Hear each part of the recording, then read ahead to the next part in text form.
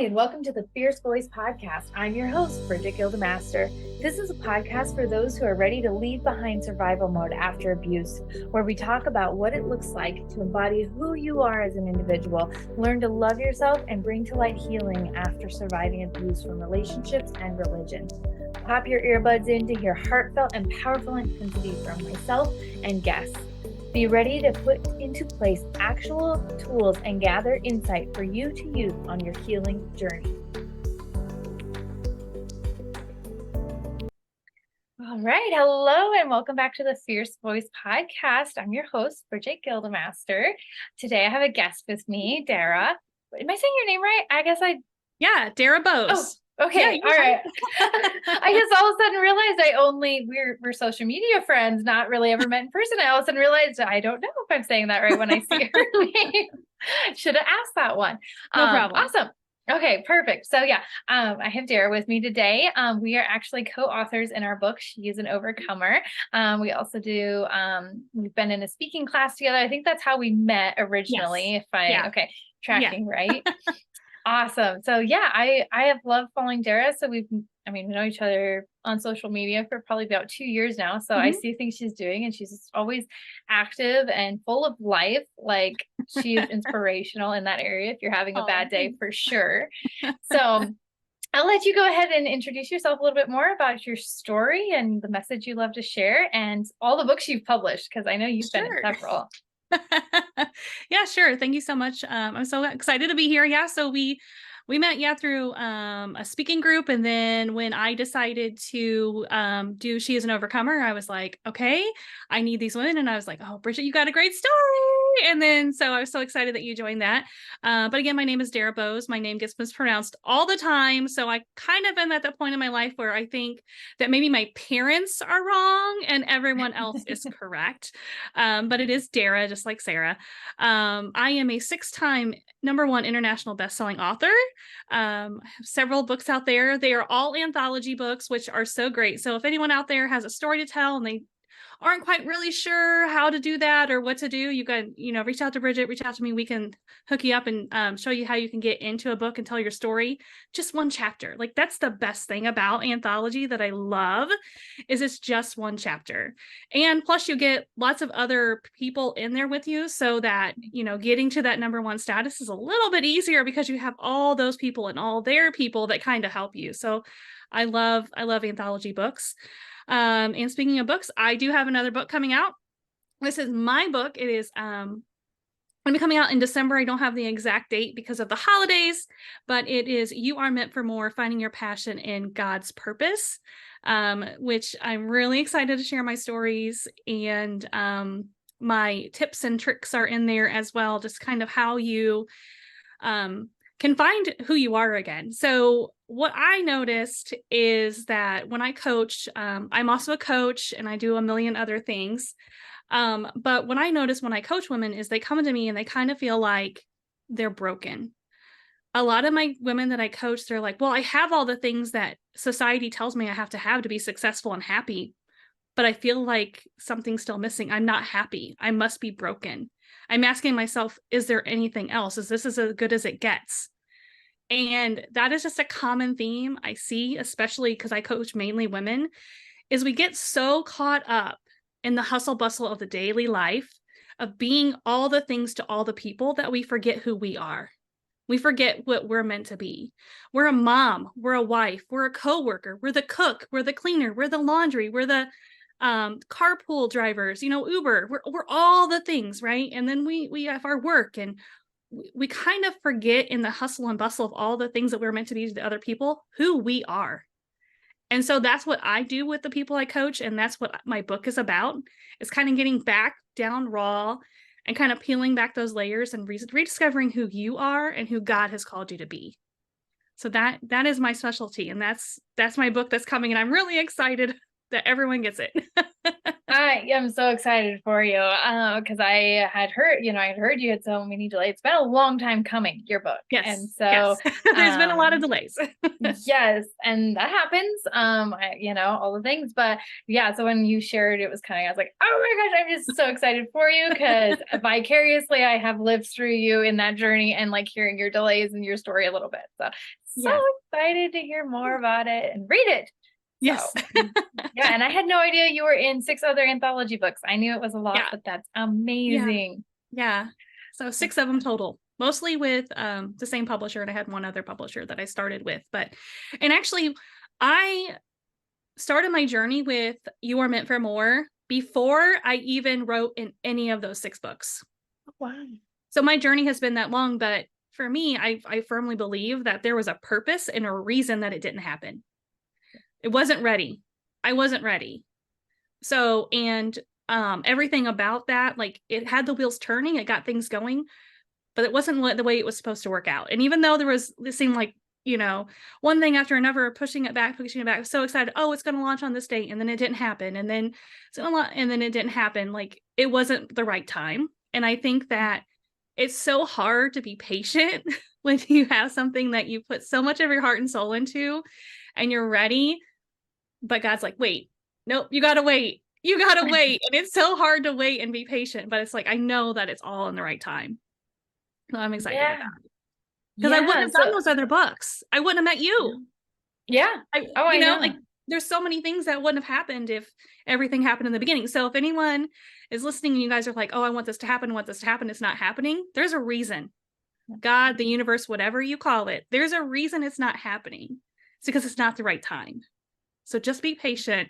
And then when it finally happens, even if it's 3 years down the road, you're going to say, oh, wow. But if that would have happened when I wanted it to happen, none of this other stuff between now and then would have happened. Mhm. So that's the way to look at, that I look at it, and a great way, I think, to look at things. Because I love to stay on the positive side. You know me.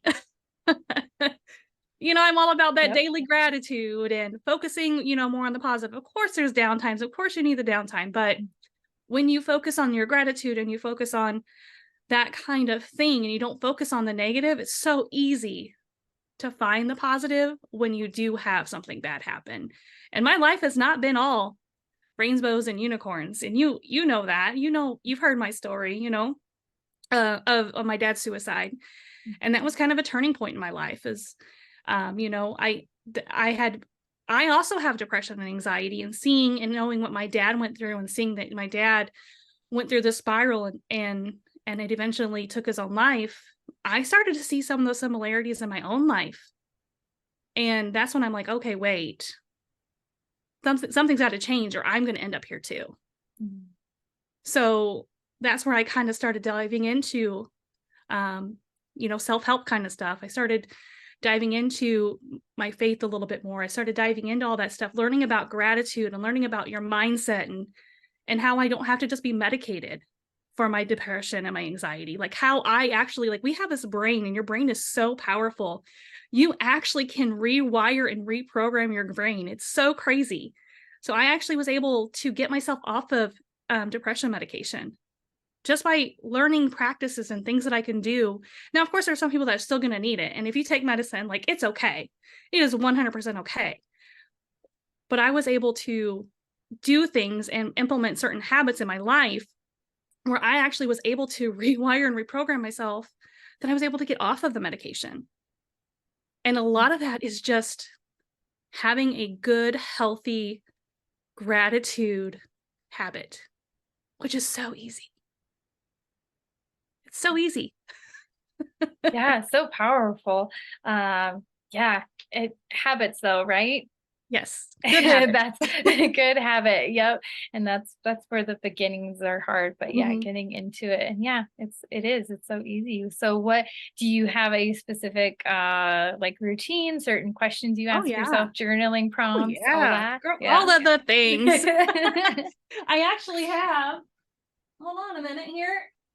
I actually have a 60-day You Are Meant for More planner, which Wow. I talk about time blocking, I actually talk about daily gratitude practice, setting goals, and how you do all those things. Girl, I have all the habits. So one thing I do is every morning when your alarm goes off in the morning, the first thing you usually start doing is you're like, think about your task. Oh, I got to do this. Oh, I got to do that. Or you pick up your phone and you see social media, or you see an email or a text message from someone. And that first thing that you see in the morning is really going to set your tone of the day. So the first thing you see or you think about is your to-do list and all the things.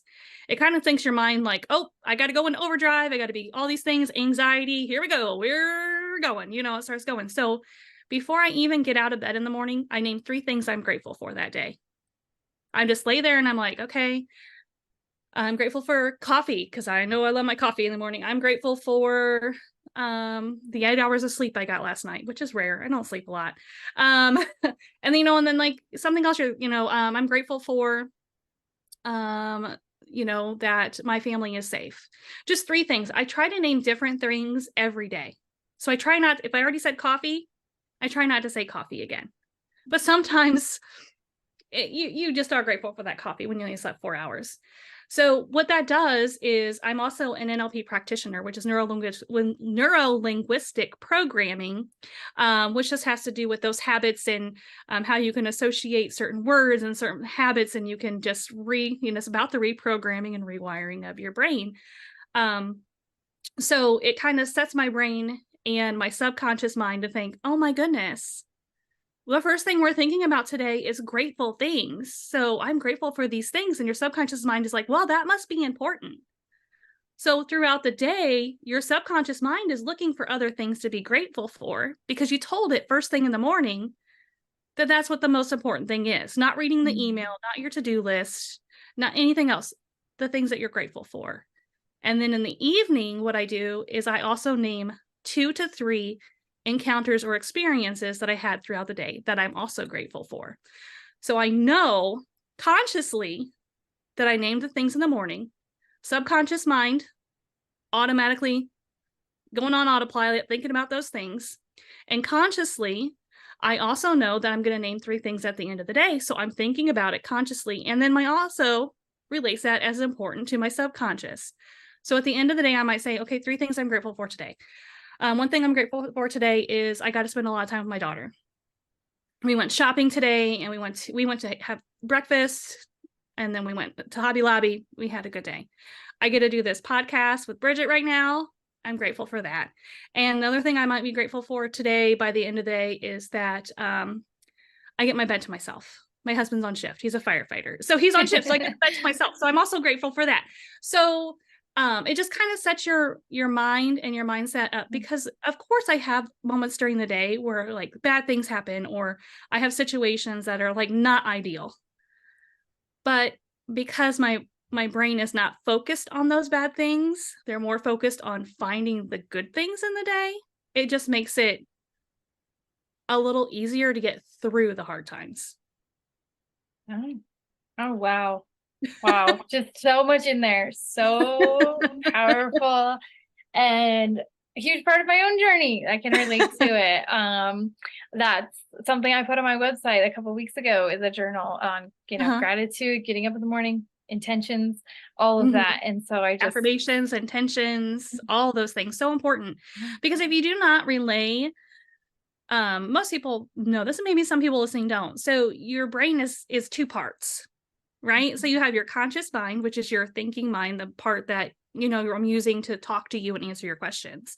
And then there's a subconscious part, which is that part that runs on autopilot in the background that you don't even think about. It's that part when, you sometimes like get that little feeling in the back of your mind, you hear about that, or a lot of times your subconscious mind can be very negative. So when you're like, oh my gosh, I can't do this. Oh my gosh, you're not good enough. Oh my gosh, all those things that run on autopilot, that's your subconscious. And a lot of times my subconscious used to be very negative. So I call her Sharon. I tell Sharon she needs to be quiet. And no offense to anyone named Sharon or anything like that. Like, I've called her Sharon for a very long time. And like sometimes I'm like, Sharon, you need to be quiet, because that's not true.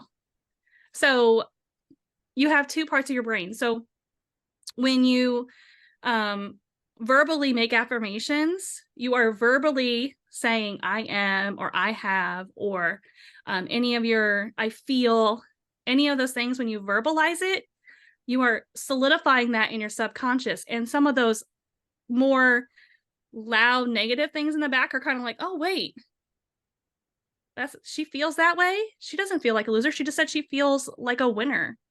Like it kind of, that subconscious is kind of like, oh, I'm going to sit down for a minute because I don't really know what just happened. And when you just keep that and you re-solidify, and you do that over and over and over and over again, those old habits and those old sayings and those old things that you thought about yourself begin to change because you've worn the new groove.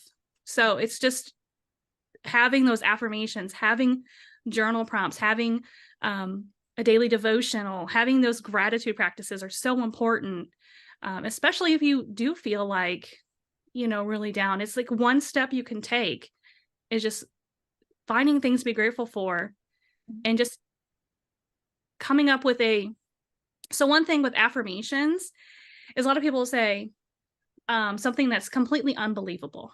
So if you say something like, I'm 5'7" and I'm 210 pounds, okay? If I say, I'm 5'9" and I weigh 140 pounds, my subconscious is going to laugh hysterically in the back of my mind because it knows it's not true. But if I come back and I say something like, okay, I'm 5'7" and I feel good about my body and I put good things into my body, my subconscious mind can be like, well, do you? Maybe that's true. And then I can start to change that. So you have to be careful about your affirmations. Like, they have to be something that you would actually believe. So if you don't feel like a winner, maybe you say, instead of thinking I'm a loser, you can't say I feel like a winner or I am a winner because you don't really believe it. You might say, I believe in myself and I'm really good at X. Like, maybe you're a really good cook, or maybe whatever it is. And you can start to say, I believe in myself and I am a really good blah, blah, blah, whatever that might be. And you can say, that makes me feel like a winner. So you can gradually change the thoughts that you're having in your mind and gradually change that subconscious where it's actually believable. So it's very powerful. It can be very gradual, but you have to say it has to be believable. And I talk about that too in my book about your affirmations, how you have to believe it. Yeah, that's awesome. That is so powerful. It is like and coming from experiences and trauma and mental health space, the negative side is so strong. The negative side is so strong and so hardwired in all of us. We always are looking for, you meet a new person, your first thoughts are, yeah, she's nice, but or whatever, like that's just been hardwired in our society to go there. And so think of how, we just do it to ourselves that much more. Yeah. That much more, that internal dialogue. Typical trauma response too is like, oh, she's really nice, but she's probably thinking bad things about me. Oh, she was really polite, but she probably was just faking it. And that's your negative self-perception of yourself and that anxiety creeping in. And so, and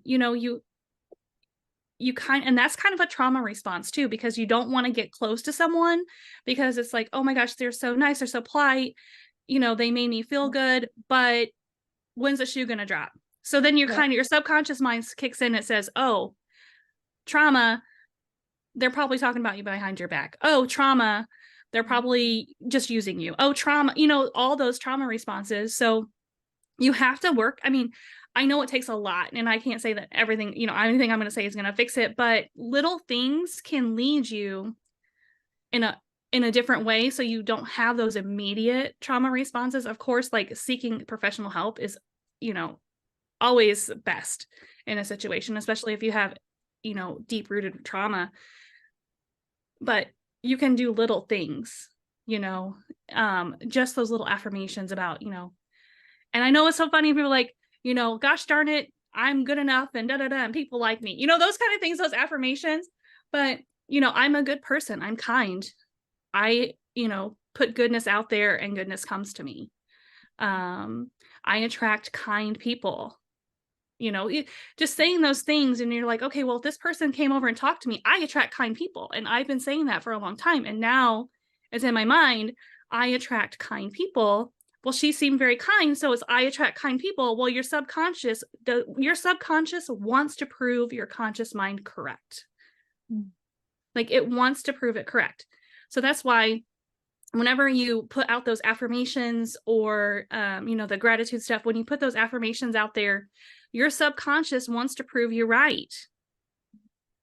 So if you put out bad things and you say, oh, I'm a mess, oh, I'm just not good enough, if you're saying those things, your conscious mind is going to say to your subconscious is going to say, well, you're not good enough, and you're not worthy, you're not all these things.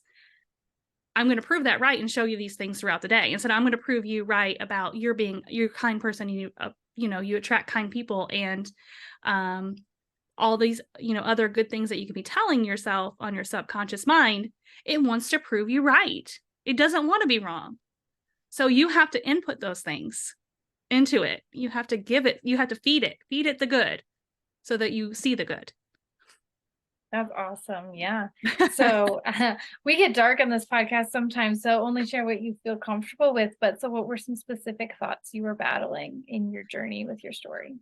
Oh, yeah. So for me, it was always, I recently learned that I have ADHD, which makes complete and utter total sense at this point in my life.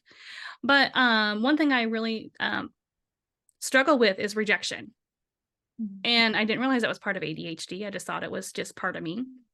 But just feeling not good enough, unloved, unwanted.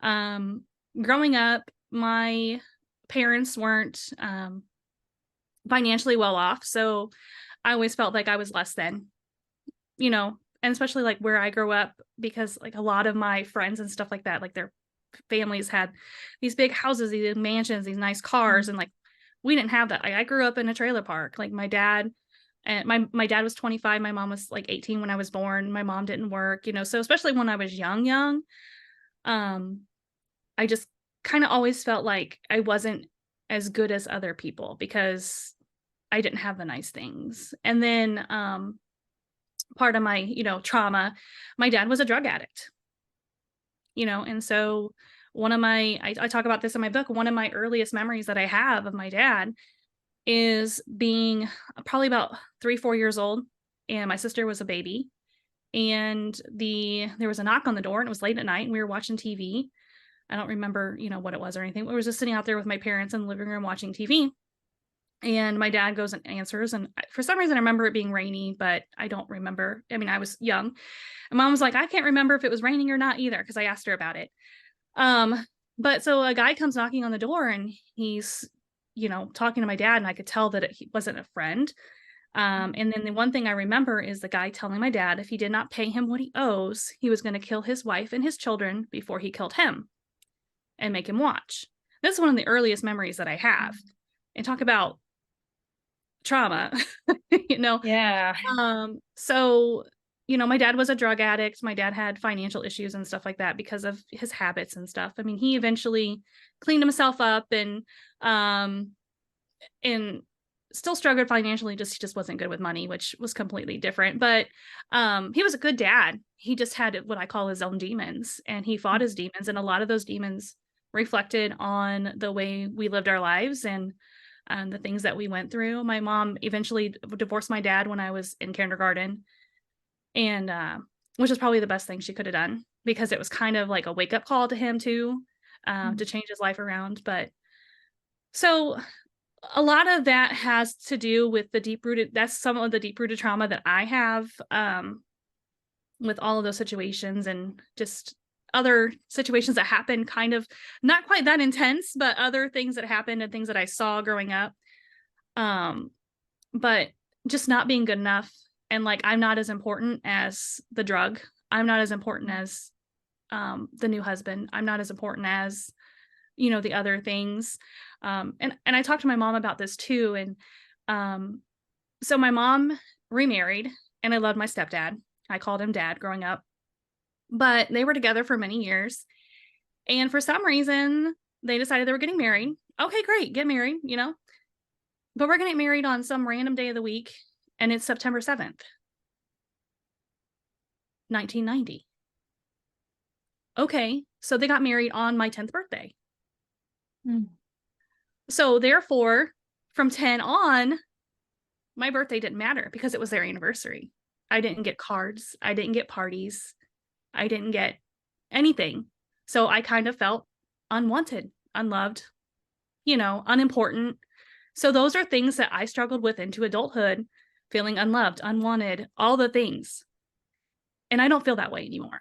Every once in a while, I'll get in a situation around some other people who are like, I look up to, or that I see as kind of just, I think that they're better than me. And I kind of get back into that like little girl who was 10, who, my parents are going out to dinner and stuff like that because they just got married and it's my birthday and I get nothing. Like I go back to that little girl. Like my mom is completely a different person than she was. We have a great relationship now. But so things are a lot different, but that is part of my trauma from my childhood that I carry with me. And every once in a while, I've worked on it, and I work on the positivity, and I work on the affirmations, but every once in a while, that little girl rears her head, and I'm like, I kind of, you'll see me kind of like fade back into the crowd. And it's like, then I'm like, wait, no, this is untrue. That is not true. That is not right. And I'm, the affirmations come back in. I was like, you are amazing. You are repeatable miracle. Like you are made in the image of God. You are his masterpiece. Like you are freaking amazing. Like you are a #1 international best-selling author 6 times over. Like those things, and like I just kind of start building myself back up, and then I'm like back in it. But it does happen. And even though you think you're okay, you may still find yourself every once in a while with that trauma, creeping back in. And then with my dad's suicide, he jumped in front of a train. So I still have moments when the train and I'm stuck at the train tracks, like that I kind of get like anxiety and panic kind of seeps in and that kind of thing. But and that kind of like that whole thing with him taking his own life, it's like, okay, well, I just talked to you 2 days ago and you told me how much you love me and how proud you were of me and that you love the kids and all these things. I didn't realize it at the time. We talked like every week. I didn't realize it at the time because I knew he was depressed and he told me he was depressed, but I didn't realize that was goodbye. But every once in a while, I start to feel like I can spiral if I don't watch my step. I can be him. I can get back in that. And then with that, when he's telling me all these things, about, how much he cared and how he loved me and that kind of stuff, I'm like, but we weren't enough. But if you loved me enough, you wouldn't have done this. You wouldn't have left. You wouldn't have. But when someone is that dark and that deep in their own darkness, the only way out they see is to end it. And it has nothing to do with us. And that was a lot of work I had to do on myself, was to say, I can't do the what ifs. Because what if I would have called him that Thursday night? I talked to him Wednesday. What if I would have called him Thursday night because I had an extra ticket to a comedy show? What if I did that? If I would have called him and had him come to that comedy show, it would have made things different. It may have delayed it, but I don't think it would have changed it. I can't play the what ifs games. And it wasn't that I wasn't enough or that my sister, my brother, and the grandchildren weren't enough. It was him. He was broken. And I have to remember that. But those kind of things, you have to, when you lose someone like that, you have to remember it's not about you, it's about them. But it's okay to be angry, because I went through sadness. I went through anger. I was so mad at him. I was cussing him up and down. I was like, I can't believe you did it. But all the stuff. But I finally came to terms, that I understand that he thought we would be better without him. And that I am loved, and he did love me. He told me that. He told me he loved the kids. So I know that I'm loved. And I have a great family, and I know that I'm loved. But sometimes when I start thinking about that stuff, it comes back up. And now I'm teary. But that's just some of my stuff I deal with. And of course, people are like, oh, you're so positive. You're always so happy. You're always so positive. Yeah, it takes work. It's not easy. And some days I don't want to be. And you know what? Some days I'm not positive. And some days I just wallow and I just let it. I just need to sit here and watch Hallmark movies and cry because I just need that. But for the most part, I look at life and I say, man, this is great. Like what great things can we do? And how can I bring joy to other people? And I bring joy to other people is I be joyous. I share joy. You share what you can, you do what you can to like smile and hold open a door, because you never know what someone else is going through or what trauma they're dealing with that day. Because there's days where I'm dealing with my trauma and I smile through it and someone is just so kind. And I'm like, you know what? It's going to be okay. It's going to be okay. But it takes practice. And you also have to give yourself grace and know that when you do have a bad day or something, you are having a rough time, it's okay because there's a promise. There's a promise of tomorrow and you can try again. That's what I got. Oh my gosh, girl. Yeah. So good. Thank you for sharing the raw stuff. Yeah. Yeah. Yeah. Your story is beautiful. You are an amazing inspiration and so powerful to so many people. Thanks. Yeah. And that's my thing is like, if I can share my story and be vulnerable and I can help one other person, like that's what God gave me that for. Like there's a reason for my pain. There's a reason for it. And I can use it in a good way. Like how can I use it? And if I can share my story and be raw and vulnerable and it helps one other person and they say, oh my gosh, if she did it, then I can do it. Then that's why. Yeah.